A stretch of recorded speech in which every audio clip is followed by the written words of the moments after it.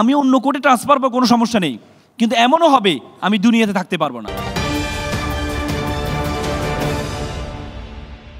BF shine কলেজের একটা ইন্টারের শিক্ষার্থী জাকি তাহসিন, তাকে গ্রেপ্তার করেছে।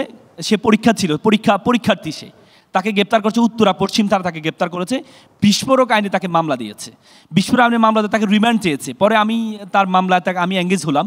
এঙ্গেজ হয়ে আমি যখন রিমান্ড শুনানি করলাম, বিজ্ঞ আদালতকে আমি তার সকল কিছু বুঝালাম যে একটা শিক্ষার্থী বাসা থেকে তাকে ধরে নিয়ে আসছে, সেই কোনো আন্দোলনের সাথে যুক্ত ছিল না, পরীক্ষা চলমান অবস্থায়, বিজ্ঞানের ছাত্র, মেধাবী ছাত্র।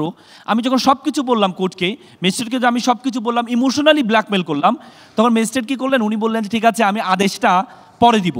উনি সরাসরি আদেশটা দেননি, আদেশটা না দিয়ে উনি নেমে গেলেন। নামার পরে উনি আবার আমার বিশ্ববিদ্যালয়ের ছোটো ভাই ছিলেন, ঢাকা বিশ্ববিদ্যালয়ের ছোটো ভাই ছিলেন, উনি আমাকে পরে ডাকলেন ভিতরে। আমি যখন খাস কামরা গেলাম, উনি আমাকে বলল, দেখেন আপনি আমার বড় ভাই, আপনাকে আমি কখনো রিজেক্ট করবো না, হতাশ করবো না, কিন্তু আমি যদি ছেলেটাকে আজকে যদি জামিন দিই, তাহলে বিশ্বাস করেন আমি এখানে থাকতে পারবো না। এখানে থাকলে আমার কোনো সমস্যা নেই, আমি হয়তো অন্য কোর্টে ট্রান্সফার হব, কিন্তু আমি দুনিয়াতেও থাকতে পারবো না। আপনি অল্পতে বুঝবেন। বিচারকদেরও এই অবস্থা, বিচারক এভাবে আমাকে বলেছে, আমি কোর্ট এন্ড আনকোট করে বলছি, আমি পরবর্তী একটা মিডিয়াতেও বলেছি এটা। বিচারক আমাকে এভাবে বলেছে কোর্ট এন্ড আনকোট করে, আমি অন্য কোর্টে ট্রান্সফার পাবো, কোনো সমস্যা নেই, কিন্তু এমনও হবে আমি দুনিয়াতে থাকতে পারবো না। তো সুতরাং আপনি বড় ভাই মানুষ, আপনি বুঝবেন, অল্প কথায় বুঝবেন যে আমরা কেমন চাপে আছি।